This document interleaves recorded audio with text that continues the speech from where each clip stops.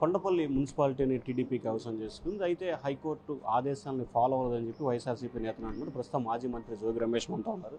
Sir, ఏంటి sir అసలు ఈ కొండపల్లి మున్సిపాలిటీ ఎన్నిక సంబంధం? తెలుగుదేశం పార్టీ కుయుక్తులతో, కుట్రలతో ప్రజాస్వామ్యాన్ని కూని చేసి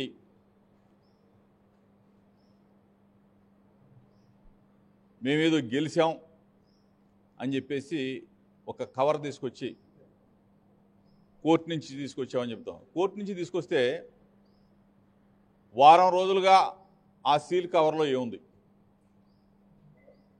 మీటింగ్ పెట్టాం, మీటింగ్ మళ్ళీ క్యాన్సిల్ చేసాం, మరలా ఈరోజు కౌన్సిల్ మీటింగ్ అని చెప్పేసి అది తీసుకొచ్చి ఓపెన్ చేయాలి. ప్రజాస్వామ్యాన్ని కూని నేను ఒకటే చెప్తా ఉన్నా, నిజంగా ఒక ఎక్స్పెరిమెంట్ చేద్దాం. సంవత్సర కాలంలో మీకు ఒక అవకాశం, ప్రజల్లో మీకు చంద్రబాబు నాయుడు ప్రభుత్వం పట్ల సానుకూలంగా ఉంది, వ్యతిరేకంగా ఉంది అన్న ఒక ఎక్స్పెరిమెంట్ కొండపల్లి మున్సిపాలిటీ నుంచి స్టార్ట్ అవుదామని చెప్పేసి తెలుగుదేశం పార్టీకి నేను ఒక సూచన కూడా చేస్తా ఉన్నాను. సవాలంటే మళ్ళీ ఏదేదో అవుతూ ఉంటారు. సూచన, ఎందుకంటే మీకు ఆల్రెడీ సర్వేలు వచ్చినాయి. సంవత్సర కాలంలో తెలుగుదేశం ప్రభుత్వం చంద్రబాబు నాయుడు పరిపాలన ఏ విధంగా ఉంది? నేను కుప్పంలో చంద్రబాబు నాయుడిని రాజీనామా చేయమంటలా, లేకపోతే మంగళగిరిలో లోకేష్ని రాజీనామా చేయమంటలా, లేకపోతే పులివెందుల్లో మేము ఏం అవసరంలా. మా కృష్ణప్రసాద్ సవర్ సన్నాసి ఎమ్మెల్యే ఉన్న ఇక్కడ ఒక్క ఎక్స్పెరిమెంట్ అవకాశం ఇవ్వండి. ప్రజల ద్వారా 60,000 ఓట్లు ఉన్న కొండపల్లి మున్సిపాలిటీ మీద ఒక్క ఎన్నిక జరపండి. జరిపితే నిజంగా ప్రజలు తెలుగుదేశం పార్టీకి ఓటేసి పట్టం కడితే శభాష్ అని రాష్ట్రం మొత్తం కూడా మెచ్చుకుంటారు. లేదు, ప్రజల ఒపీనియన్ ఏ విధంగా ఉందనేది ఇక్కడి నుంచి స్టార్ట్ అవుతుంది.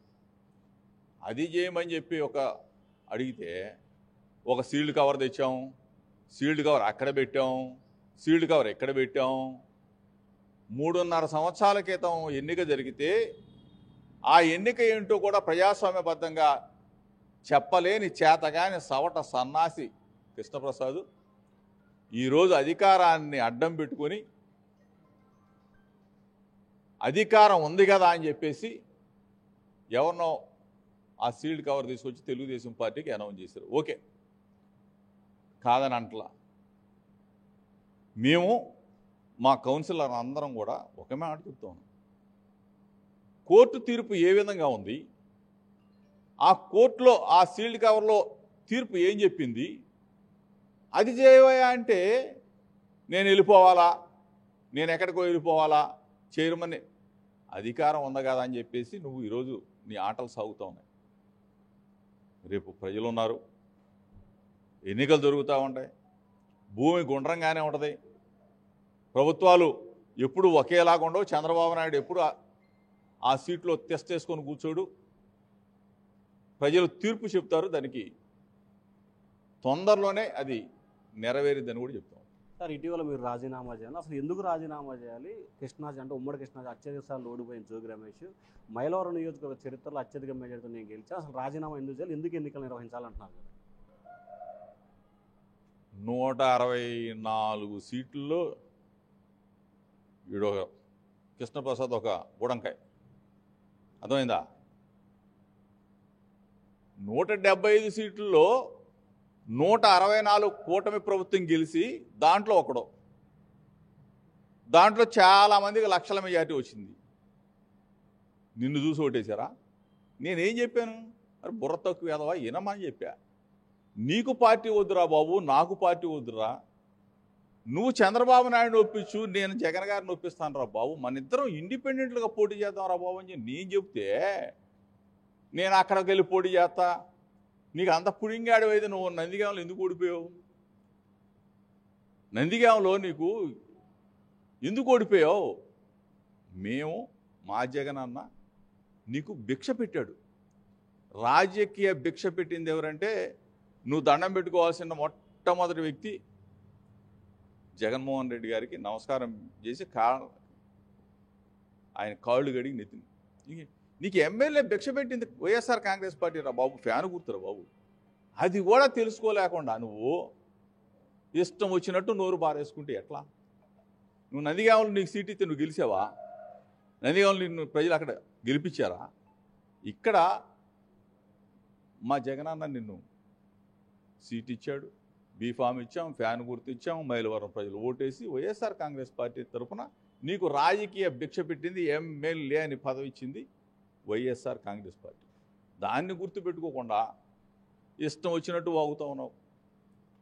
ప్రజలు నిన్ను చూసి ఓటేలా. ఇక్కడ 164 మంది గెలిచిన వాడు నువ్వు అక్కడవే.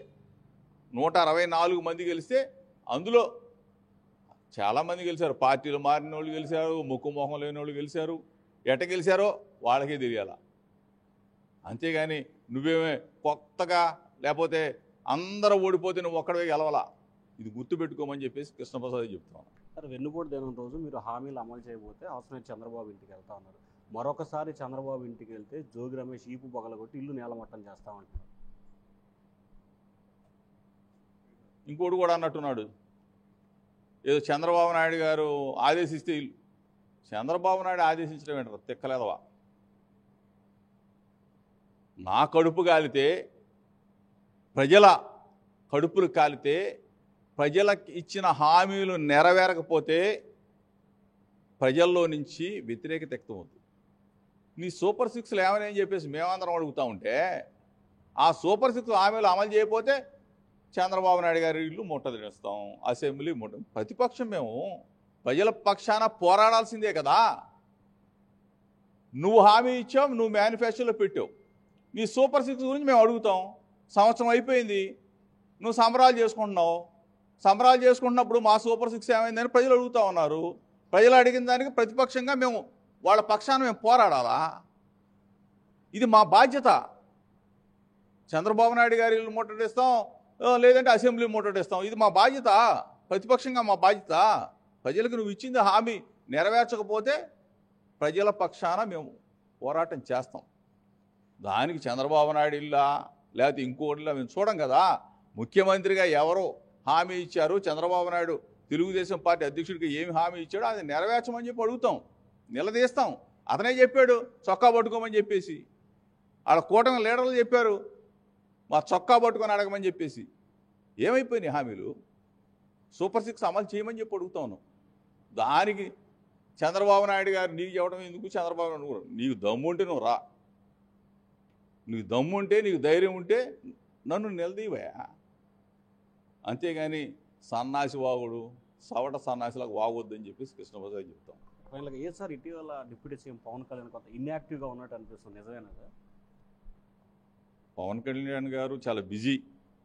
ఆయన ఈ మధ్య పేపర్లో కూడా చూసారు. అంటే ఆయనకున్న అంటే ఆయనకు ఒక ఇది కూడా ఉంది కాబట్టి సినిమాలు ఇవన్నీ ఉంటాయి కదా కామన్గా.